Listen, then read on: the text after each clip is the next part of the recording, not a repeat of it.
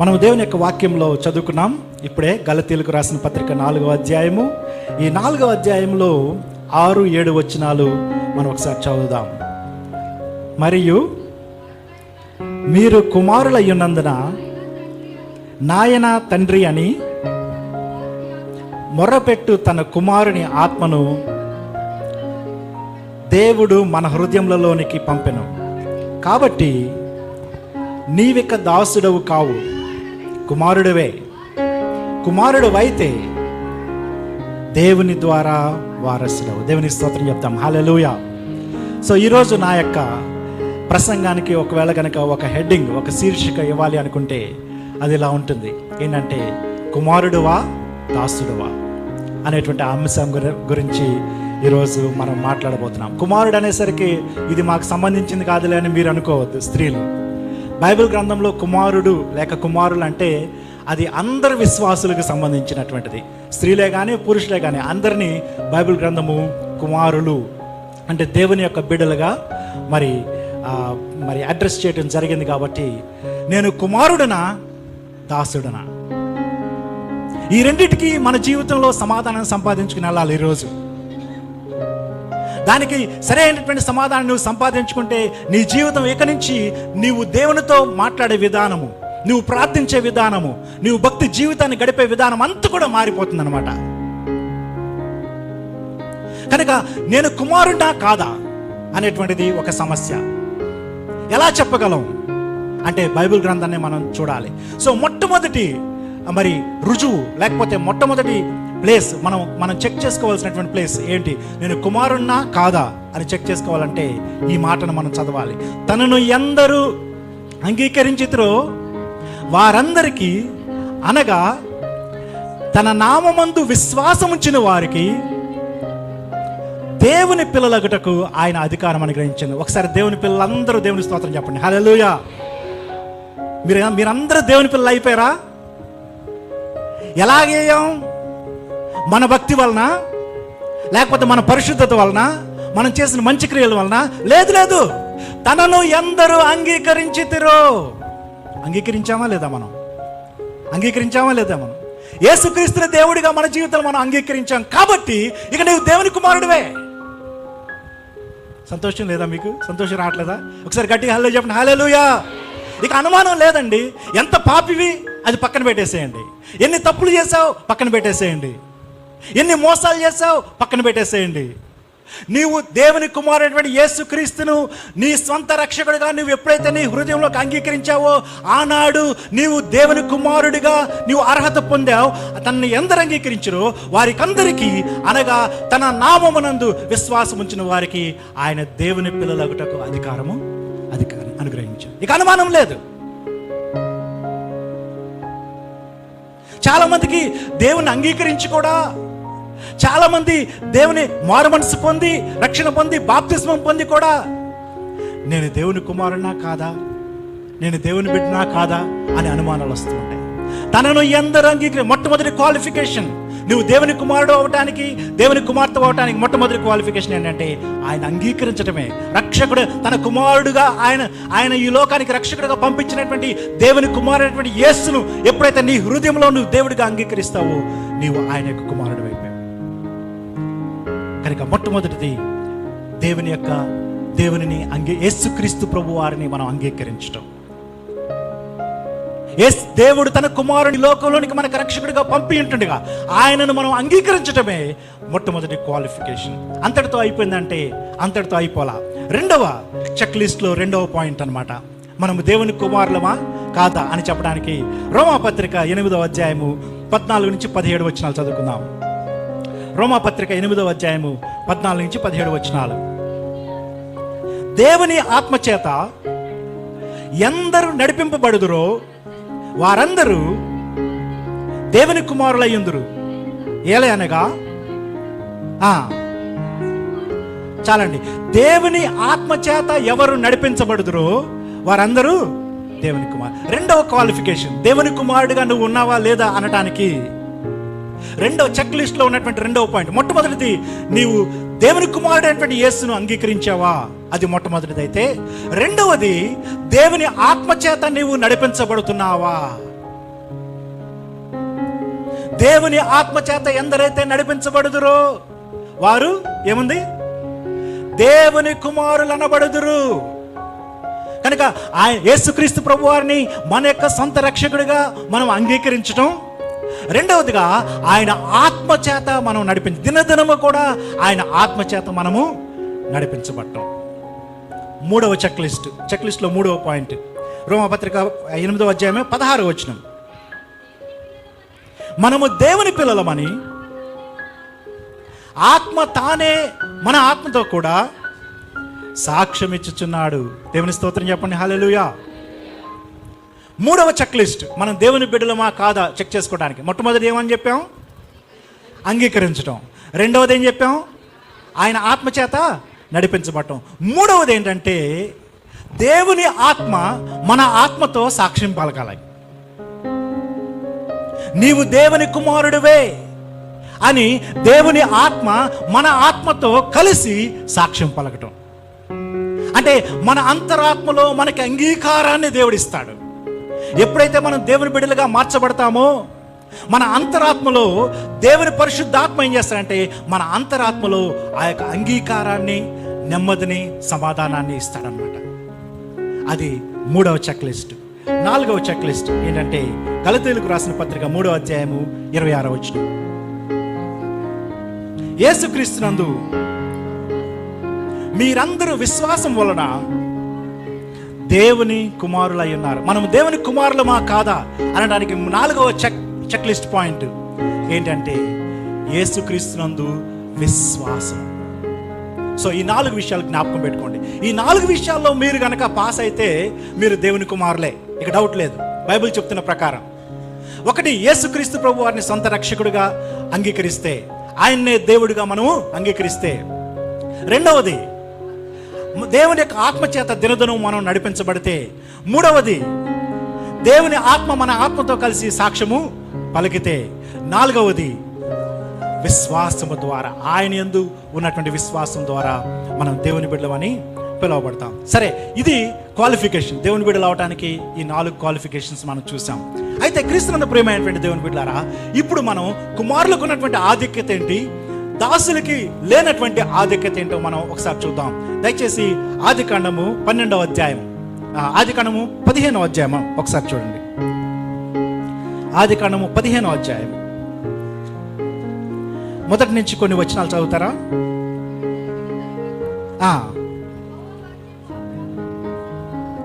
అబ్రాహామునకు దర్శనమందు వచ్చి, అబ్రామా భయపడకము, నేను నీకు కేడము.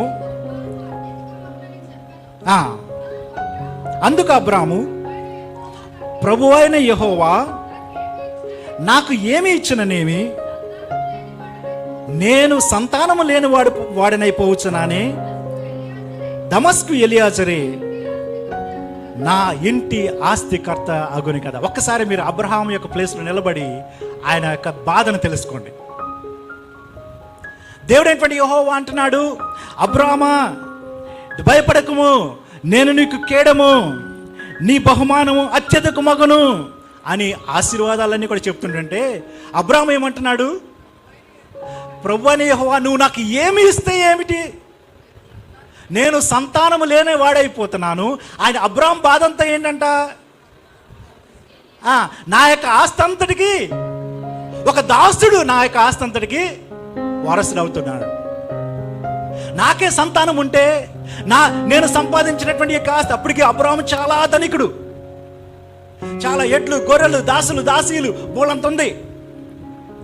అబ్రాము యొక్క బాధ ఏంటి అంటే, నేను సంపాదించినటువంటి యొక్క ఆస్తి అంతా కూడా నా కడుపును పుట్టినటువంటి నా కుమారునికి వెళ్ళాలి, కానీ ఇప్పుడు నువ్వు నాకు సంతానం ఇవ్వలేదు కాబట్టి ఏమవుతుందంటే ఈ ఆస్తి అంతా కూడా దమస్కు వాడైనటువంటి ఎలియాజర్ అనేటువంటి నా యొక్క ప్రధాన దాసునికి నేను ఇవ్వాల్సి వస్తుంది. మన కొడుకు ఎంత చెడ్డవాడైనప్పటికీ కూడా, మరి ఆయన ఎన్ని దుర్మార్గమైన పనులు చేసినప్పటికీ కూడా మీ ఆస్తిని తీసుకెళ్ళి ఈడు దుర్మార్గుడు అని చెప్పేసి రోడ్డు అమ్మట పోయే వాళ్ళకి ఎవరికైనా ఇస్తారా? మీరు ఇస్తారండి? ఎన్నిసార్లు బాధ పెట్టినప్పటికీ కూడా, ఎంత మాట వినకపోయినప్పటికీ కూడా, ఎంత తిరుగుబాటు చేసినప్పటికీ కూడా ఏం చేస్తాం? చివరికి చనిపోయే ముందు నా కొడుక్కి అని.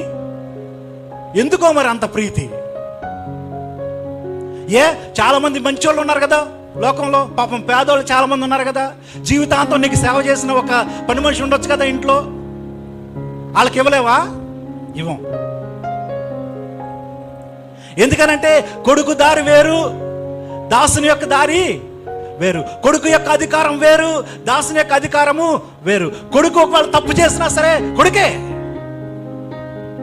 దాసుడు ఎంత మంచి పని చేసినా సరే, నీకోసం ఎంత త్యాగం చేసి ఒకనొకప్పుడు ఒకవేళ నువ్వు మరి సముద్రంలో మునిగిపోతుంటే నిన్ను బయటికి తెచ్చినా ఆయన కొడుకు అంటావా నువ్వు?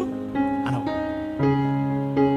ఈరోజు నేను ఎందుకు ఈ మాటలు చెప్తున్నా అంటే, నువ్వు ఎవరో నువ్వు తెలుసుకోవాలి. నీ ఆధిక్యత ఏంటి దేవుళ్ళు అనేటువంటిది నువ్వు తెలుసుకోవాలి. నీ శక్తి ఏంటి నువ్వు తెలుసుకోవాలి. నీ యొక్క అధికారం ఏంటనేది నువ్వు తెలుసుకోవాలి. చాలా మందికి మనం ఎంత అధికారాన్ని పొందినటువంటి వారమో, మనం ఎంత ఆధిక్యత దేవుని దగ్గర నుంచి పొందినటువంటి వారమో చాలా మందికి తెలియదండి. రక్షణ పొందుతారు కానీ పవర్ లేనటువంటి వారిగా ఉంటూ ఉంటారు. దేవుని దగ్గరికి వెళ్ళి తండ్రి అని మొరపెట్టడానికి ధైర్యం లేనటువంటి వారిగా ఉంటూ ఉంటారు. అబ్రహాం యొక్క బాధ అంతా కూడా ఏంటంటే, నా గర్భాన్ని ఒక కొడుకు పుడితే బాగుండు. ఎందుకంటే ఈ ఆస్తి అంతా కూడా ఆ దమస్కు వాడైనటువంటి నమ్మకస్తున్నటువంటి దాసుడు అండి ఎలియాజరు. ఏం చేయమంటే అది చేశాడు. అయినప్పటికీ కూడా దాసుడు దాసుడే, కుమారుడు కుమారుడే, అంతే. దాసుని స్థానం కుమారునికి రాదు, కుమారుని స్థానం ఎంత తప్పు చేసినా సరే దాసునికి వెళ్ళదు. నేను ఈ యొక్క విషయాలు చదువుతున్నప్పుడు నిజంగా దేవుడు ఎంత ఆధిక్యత నాకు ఇచ్చాడు, తన కుమారునిగా నన్ను పిలుచుకున్నాడు అంటే ఎంత ఆధిక్యత, ఎంత అధికారం ఇచ్చాడో తెలుసుకున్నప్పుడు నేను చాలా ఉజ్జీవించబడ్డాను ఆత్మలో. క్రీస్తునందు ప్రియ దేవుని బిడ్డలారా, దాసులకి కుమారులకి ఉన్నటువంటి ఒక వ్యత్యాసాన్ని మనం తెలుసుకోవాలంటే మనందరికీ తెలిసినటువంటి ఒక ఉపమానంలోకి మనం వెళ్ళాలి. అదేంటంటే మనందరం చెప్పేటువంటి మనందరికీ తెలిసినటువంటి ఉపమానం ఏంటంటే తప్పిపోయిన కుమారుడు అనేటువంటి ఉపమానం. అది ఆ పేరు దానికి అలా పెట్టారు కానీ నాకు ఇష్టం లేదు ఆ పేరు. దానికి యాక్చువల్గా తండ్రి ప్రేమ అనేటువంటి పేరు పెట్టాలి లెక్క అయితే. ఎందుకనంటే తప్పిపోయిన కుమారులో ఉన్న గొప్పతనం ఏమీ లేదు, ఇంటిలో ఉన్న కుమారుల్లో ఉన్న గొప్పతనం కూడా ఏమీ లేదు. ఇద్దరు కూడా తప్పిపోయినటువంటి వాళ్ళే. ఒకడు బయటికి వెళ్ళి తప్పిపోయాడు, ఒకడు ఇంటిలో ఉండి తప్పిపోయాడు. కానీ ఆ యొక్క ఉపమానముల గొప్పతనం అంతా ఎవరిదంటే ఆ తండ్రిదే. సో వాస్తవానికి ఆ యొక్క టైటిల్ తండ్రి ప్రేమ అని పెట్టుంటే చాలా బాగుండేది. కనుక ఒకసారి దానిలోకి వెళ్ళి మనం చూద్దాం దాసులకి కుమారులకి ఉన్నటువంటి వ్యత్యాసము ఏంటనేది మనకు అర్థమవుతుంది. లూకా సువార్త 15వ అధ్యాయం 11వ వచనం చదువుకుందాం. మరియు ఆయన ఇట్లనను, ఒక మనుషునికి 2 కుమారులుండిరి. అక్కడ ఒక మాట మనం అర్థం చేసుకోవాలి ఏంటంటే, ఒక మనుషునికి 2 కుమారులు, ఇద్దరే కుమారులు ఉన్నారు, కానీ చాలా మంది దాసులు అక్కడ ఉన్నారని తర్వాత కథలో మనకు అర్థమవుతుంది. కనుక అక్కడ మనం అర్థం చేసుకోవాల్సింది ఏంటంటే, ఒక మనుషునికి 2 కుమారులు ఉండిరి, కొన్ని 100 మంది దాసులు ఉండిరి అని మనం అర్థం చేసుకోవాలి దాన్ని. తర్వాత వారిలో చిన్నవాడు అంటే చిన్న కుమారుడు తండ్రి నా ఆస్తిలో నాకు వచ్చు భాగమేమని తన తండ్రిని అడుగగా అతడు వారికి తన ఆస్తిని పంచిపెట్టాను. ఇక్కడ ఒక మాట చాలా జాగ్రత్తగా విందాం. ఏమిటంటే, ఈ కుమారుడు వస్తున్నాడు. ఎక్కడికి వస్తున్నాడు? తండ్రి దగ్గరికి వచ్చి ఏమంటున్నాడు? తండ్రి, ఆస్తిలో నాకు వచ్చు భాగమును నాకు ఇచ్చేయి. ఒక దాసుడు ఆ మాట అడగలడా? ఆస్తిలో నాకు వచ్చే భాగం నాకు ఇవ్వు యజమానుడు అని అడగలడా? అడగలేడు. కానీ కుమారుడు తను మొట్టమొదటిగా తను గుర్తించింది ఏంటంటే, నేను కుమారుడను. చాలాసార్లు మనం ఈ తప్పైన కుమారుడిని చాలా నెగిటివ్గా చూస్తాం కదండి. ఈడు పెద్ద దుర్మార్గుడు, చాలా దుర్మార్గం పనులు చేశాడు, తండ్రికి బాధను కలిగించాడు. కానీ ఇతనిలో ఉన్నటువంటి కొన్ని పాజిటివ్ థింగ్స్ నేను మీకు చూపించాలని ఇష్టపడుతున్నాను. ఎందుకంటే అది ఈరోజు వాక్యానికి మనకు చక్కగా సరిపోయినటువంటిది. ఆ కుమారుడు ఫస్ట్ రికగ్నైజ్ చేసింది ఏంటంటే, ఐ యామ్ ఎ సన్. నేను కుమారుడను, నేను దాసుని కాదు. అక్కడ 100 మంది దాసులు ఉన్నారు, పనులు చేస్తున్నారు, వంటలు వండుతున్నారు, మరి తర్వాత గేదెలను ఎడ్లను మేపుతున్నారు, గొర్రెలను మేపుతున్నారు. వాళ్ళంతా దాసులు, కానీ నేను కుమారుడను. అంటే నాకు అధికారం ఉంది, నాకు తండ్రిలో భాగం ఉంది, నాకు తండ్రి ఆస్తిలో నాకు ఉంది ఒక భాగం. ఈరోజు విశ్వాసులైనటువంటి మనకి ఆ ధైర్యం ఉందా? విశ్వాసులమైనటువంటి మనకి ఈరోజు ఆ దమ్ముందా? ఆ యొక్క కరేజ్. నేను మరి దేవుని యొక్క బిడ్డను, ఆయనలో నాకు పాలిభాగత్వం ఉంది, ఆయన ఆస్తిలో, ఆయన ఆశీర్వాదాల్లో నాకు మాది అని నువ్వు తెలుసుకోలేకపోతే నువ్వు దేవుని యొక్క శక్తిని నువ్వు పొందుకోలేవు, దేవుని ఆశీర్వాదాలు నువ్వు చూడలేవు. ఈ చిన్న కుమారుడు తప్పే చేశాడు, కాదని అంటలేదు.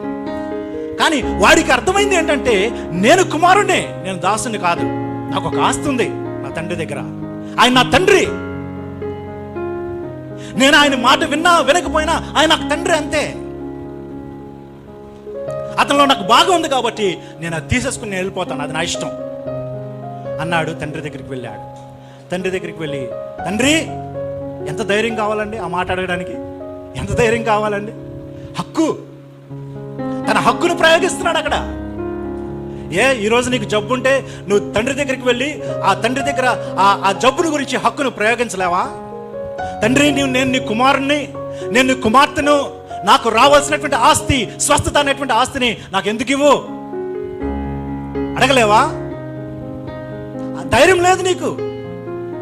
ఎందుకంటే నువ్వు కుమారుణ్ణి, కుమార్తెనని మర్చిపోయావు. నువ్వు ఒక దాసుని అనుకుంటావు, ఇంట్లో అందరిలాగా పని చేసేటువంటి దాసుని అనుకున్నావు. లేదు, నువ్వు కుమారుడివి, కుమార్తెవి. నువ్వు వెళ్ళి అడగొచ్చు ధైర్యంగా.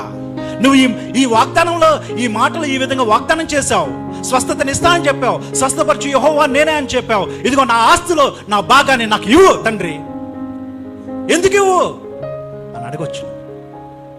అడిగితే తండ్రి చేయగలిగింది ఏం లేదు. ఏం చేశాడండి నా తండ్రి? ఫైట్ చేస్తే ఏం చేశాడంటే ఆ ఆస్తిని పంచి ఇచ్చేశాడు. చాలాసార్లు మనం ఫైట్ చేయలేకపోతున్నాం మన తండ్రితోటి, ఎందుకంటే మన కుమారులను మర్చిపోయాం. క్రీస్తునందు ప్రియమైనటువంటి దేవుని బిడ్డలారా, నీవు గనక ఇదిగో తండ్రి అంటే పాజిటివ్ ఫైట్, అది నెగటివ్ ఫైట్ కాదు. మళ్ళా నీ యొక్క అధికారము, నీ యొక్క ఆధిక్యత నీవు ఎప్పుడైతే గుర్తిస్తావో, తండ్రి దగ్గరికి వెళ్ళి, తండ్రి, ఇది నాకు కావాలి, నా స్వస్థత నాకివ్వు, నా ఆర్థిక దీవెనలు నాకివ్వు, నా కుమారుణ్ణి తిరిగి సంపాదించు, నా ఇంటిలో రక్షణ దయచేయి. ఇవన్నీ కూడా తండ్రి దగ్గరికి వెళ్ళి పోరాడి మనం సంపాదించుకోవచ్చు. ఈ చిన్న కుమారుడు మనకు నేర్పించే పాఠం అది. ఆస్తిలో నాకు రావాల్సిన భాగాన్ని ఇవ్వమంటే, తండ్రి పోరా, నీకు ఆస్తి ఎక్కడ ఉంది అన్నాడా? నేను ఇస్తేనే నీకు ఆస్తి, లేకపోతే ఎక్కడిది నీకు, నువ్వెవడవు అసలు అన్నాడా? నో, అనలేడు. ఎందుకంటే ఒక కుమారుడిగా ఒక వ్యక్తి పుట్టినప్పుడు ఆటోమేటిక్గా ఆ యొక్క ఆస్తిలో భాగము తనకి వచ్చేస్తుంది. అది ఇప్పుడు ఇచ్చినా, రేపు ఇచ్చినా, ఎప్పుడు ఇచ్చినా సరే. కనుక అధికారము, కుమారుడు అనేటువంటి అధికారాన్ని మనం గుర్తించాలి. ఆస్తిలో నాకు రావాల్సిన భాగం ఏమంటే, అప్పుడు తండ్రి ఏం చేశాడంటే, మీకు తెలియని ఒక విషయం ఏంటంటే, అక్కడ ఒక మాట ఉంది. అనగా అతడు వారికి తన ఆస్తిని పంచిపోయి, వానికి అనుందా? వానికి అనలేదు. ఏముంది? వారికి అంటే ఆడు అడుగుతున్నాడు కాబట్టి నీకు కూడా ఇచ్చేస్తున్నాను అని. ఎవరికి ఇచ్చారు? పెద్దోడు కూడా ఇచ్చేశాడు. వాడు అడుగుతున్నాడు కాబట్టి వాడికి ఇస్తున్నాను, ఇదిగో కూడా న్యాయం చేస్తున్నాడు తండ్రి. అందుకని నేను ఇందాక చెప్పాను, ఏమని చెప్పానంటే, పెద్దోడు ఇంట్లో ఉండి తప్పిపోయాడు, చిన్నోడు బయటికి వెళ్ళి తప్పిపోయాడు. సరే, మనం అక్కడ దాకా వెళ్ళొద్దు. ఇప్పుడు మరి ఆస్తిని పొందుకున్నటువంటి కుమారుడు కొన్ని దినములైన తర్వాత ఆ చిన్న కుమారుడు సమస్తమును కూర్చుకొని దూరదేశంలోకి ప్రయాణమైపోయి, సరే అక్కడ ఒకసారి ఆగుదాం. దూరదేశంలోకి ప్రయాణమైపోయిన దాసుడా, తండ్రిని ఎదిరించాడు కదా, తండ్రి దగ్గర నుంచి ఆస్తిని లాక్కున్నాడు కదా, తనకు రావాల్సిన హక్కును లాక్కున్నాడు కదా. లాక్కున్నంత మాత్రాన మరి అతను మరి దాసుల్లో అయిపోయాడా?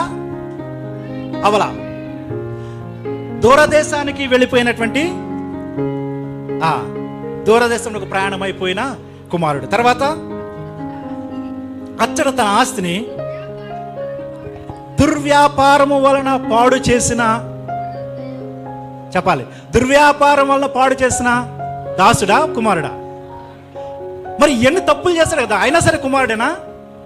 ఎస్, అయినా సరే కుమారుడే. ఒకసారి ఆ కుమారత్వాన్ని ఎప్పుడైతే నువ్వు సంపాదించుకుంటావో నువ్వు పడిపోవచ్చు కొన్ని సందర్భాల్లో. అయితే నువ్వు ఎలా పడతావు అంటే కుమారుడిగా పడతావు, అంతేగాని దాసుడిగా పడవు. దాసుని స్థానంలోకి ఎప్పుడు కూడా నువ్వు దిగజారవు. చాలా మందికి తెలియక మేము దాసులం అయిపోయాం అనుకుంటున్నారు. ఈ కుమారుడు కూడా ఒకసారి అనుకున్నాడు, ఏమనుకున్నాడు అంటే, నేను నీ కుమారుల్లో ఒకటిగా ఉండడానికి యోగ్యని కాను, నీ దాసుల్లో నేను సమానం అన్నాడు. తండ్రి ఏమన్నాడు, నోనో, నువ్వు దాసుడు ఎలా అవుతావురా? నువ్వు ఆ కుమారుడివే, పడిపోయావు కాబట్టి నాకు దాసుడు అవుతావా? దూరదేశం వెళ్ళిపోయావు కాబట్టి నాకు దాసుడు అవుతావా? నేను ఇచ్చినటువంటి ఆస్తిని నువ్వు దుర్వ్యాపారం వలన పాడు చేసావు కాబట్టి నాకు దాసుడు అవుతావా? నో. మన పరమ తండ్రి చెప్పేది కూడా అదే. క్రీస్తుని ప్రియమైనటువంటి ఎంత ఆధిక్యతో యేసు ప్రభువుని నమ్ముకుని రక్షించబడి దేవుని బిడ్డలుగా మార్చబడటం ఆశమాష కాదండి. రాజాది రాజుకు కుమారులుగా మనము అంగీకరించబడటం, కుమారుడిగా అంగీకరించబడటం అంటే హక్కును సంపాదించుకోవటం. సరే, మనం ముందుకు వెళ్ళి చూసినట్లయితే తన ఆస్తిని దుర్వ్యాపారం వలన పాడు చేసిన కుమారుడేనా కాదా? కుమారుడేనా? ఓకే. ఆ తర్వాత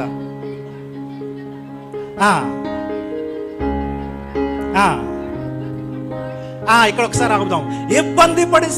ఇబ్బంది పడసాగిన కుమారుడా దాసుడా? తిండి లేదు కాబట్టి ఇప్పుడు దాసుడు అయిపోయాడా?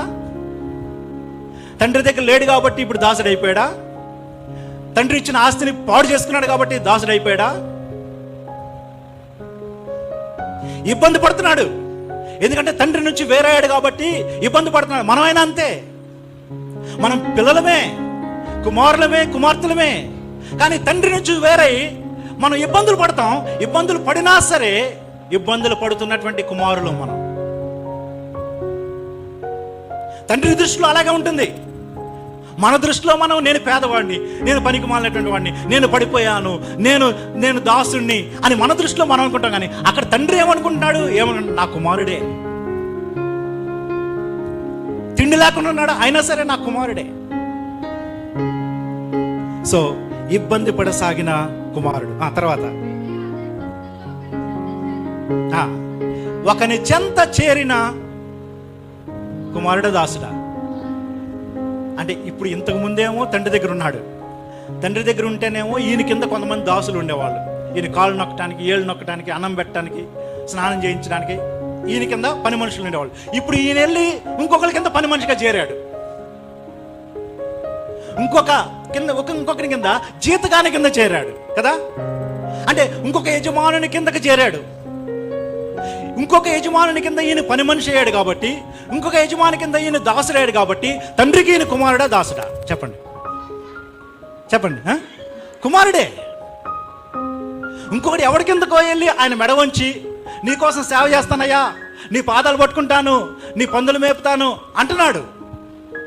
అన్నా సరే అక్కడ తండ్రికి ఏంటి? ఇతను కుమారుడే. That is the power of knowing Christ. యేసును తెలుసుకోవటం, యేసు బిడ్డగా మార్చబడటంలో ఉన్నటువంటి శక్తి, అది అధికారం. అది నువ్వు వెళ్ళి సాతాను కింద దాసోహం చేసినప్పటికి కూడా, వాడి యొక్క పందులను మేపినప్పటికి కూడా తండ్రి నిన్ను ఎలా చూస్తాడంటే కుమారుడిగా, కుమార్తెగానే. అది నీ ప్రాబ్లం, తండ్రి ప్రాబ్లం కాదు. నీ ఐడెంటిటీ ప్రాబ్లం. నువ్వు ఎవరివో నీకు తెలియక నువ్వు అక్కడ ఉన్నావు. సో అక్కడ మరి ఒకని కింద చేరినటువంటి కుమారుడు. తర్వాత అతడు పందులను మేపుటకు, పందులను మేపుతున్న దాసుడు. దాసుడా? కాదు, కుమారుడే. పందులను మేపుతున్న కుమారుడు. తర్వాత పందుల పట్టు తినుచున్నా కుమారుడా కాదా? చెప్పాలండి, కుమారుడే కాదా? కుమారుడే. అధికారం పోలా, ఐడెంటిటీ పోలా. తన ఎవరో వాస్తవంగా మార్చబడలేదు, తన సంబంధము మార్చబడలేదు, కానీ తన ఎవరో తనకు అర్థం కావట్లేదు. అది అక్కడ పాయింట్. తన ఎవరో తనకు అర్థం కావట్లేదు. చాలాసార్లు ఈ ఐడెంటిటీ క్రైసిస్లో మనం ఉంటూ ఉన్నాం. మనం ఎవరో మనకు అర్థం కాక సాతాన్ని చూసి మనం పారిపోతూ ఉంటాం. మనం ఎవరో మనకు అర్థం కాక దేవుని దగ్గరికి మనం ధైర్యంగా వెళ్ళలేకపోతాం. మనం ఎవరో మనం అర్థం కాక మనకు రావాల్సినటువంటి దీవెనలు, మనకి సొంతమైనటువంటి ఆశీర్వాదాలు మనం సొంతం చేసుకోలేకపోతాం. ఈరోజు నా యొక్క ప్రయత్నం ఏంటంటే, you should know who you are in Christ. క్రీస్తులో నువ్వెవరవో నీకు తెలియాలి. క్రీస్తులో నీ అధికారం ఏంటో నీకు తెలియాలి. క్రీస్తులో నీ యొక్క పవర్ ఏంటో నీకు తెలియాలి. శక్తి ఏంటో నీకు తెలియాలి. మందులు మేపుతున్నాడు, కానీ అయినా సరే కుమారుడే. తర్వాత అయితే బుద్ధి వచ్చినప్పుడు వాడు, ఇక్కడ బుద్ధి వచ్చినప్పుడు అనే మాట చూస్తే దాన్ని ఎలా మనం ట్రాన్స్లేట్ చేయొచ్చు అంటే, when he came to his senses అని ఇంగ్లీష్లో ఉంటుంది. అంటే తన యొక్క జ్ఞానేంద్రియంలోనికి తను వచ్చినప్పుడు అనే మాట అక్కడ వాడబడింది. అంటే తన ఎవరో తనకి తెలిసినప్పుడు, తన ఎవరో తనకి బుద్ధి వచ్చినప్పుడు అంటే ఏంటంటే, నేను ఎవరిని అని ఒకసారి ఆలోచించడం మొదలుపెట్టాడు. when he came to his senses, తన జ్ఞానేంద్రియంలోనికి తను వచ్చినప్పుడు. కొన్నిసార్లు మన జీవితాల్లో మనం జయం పొందలేకపోవడానికి కారణం ఏంటంటే, మనం ఎవరమో మనకు తెలియదు. అయితే తనకు బుద్ధి వచ్చినప్పుడు అప్పుడు అతను ఒక మాట అంటాడు. ఏమంటున్నాడు? వాడు నా తండ్రి అన్నాడా, నా యజమానుడు అన్నాడా? చెప్పండి. ఇక్కడ ఎక్కడున్నాడు? ఎక్కడున్నాడండి? పందుల మధ్యలో ఉన్నాడు. అక్కడ ఏం తింటున్నాడు? పందులు పట్టు తింటున్నాడు. ఇవన్నీ చేస్తున్నప్పటికీ కూడా అతనికి ఏమంటున్నాడు? నా తండ్రి. అది బుద్ధి రావటం అంటే, అది ఒకని యొక్క గుర్తింపులోనికి ఒకటి రావటం అంటే, నీవెవరో నువ్వు తెలుసుకోవటం అంటే ఏంటంటే, బుద్ధి రావటం అంటే ఏంటంటే, నీ తండ్రి ఎవరు అనేది నీకు తెలియాలి. అసలు నేను ఎవరిని? నా తండ్రి ఎవరు? నా తండ్రి దగ్గర నేను ఎలా ఉండేవాడిని? అక్కడ నాకున్న అధికారం ఏంటి? ఆ కూలివాండ్రు ఎవరు? ఆ దాసులు ఎవరు? మరి వాళ్ళేమో శుభ్రంగా తింటున్నారు, వాళ్ళకి ఆహారము తక్కువ లేదు. మరి నేనే శుభ్రంగా తింటున్నారు, వాళ్ళకి ఆహారము తక్కువ లేదు. మరి నేనేంటి ఇక్కడ? నేను కుమారుని కదా. ఆ రియలైజేషన్ ఎప్పుడైతే మనలో వస్తుందో, నీ విశ్వాస జీవితానికి తిరిగి ఉండదండి. ఎంతసేపు పాప నొప్పుకోడు ఏదో ఒకటి మనల్ని వెంటాడుతూనే ఉంటుంది ఈ లోకంలో. ఒప్పుకోవద్దని నేను చెప్పట్లేదు.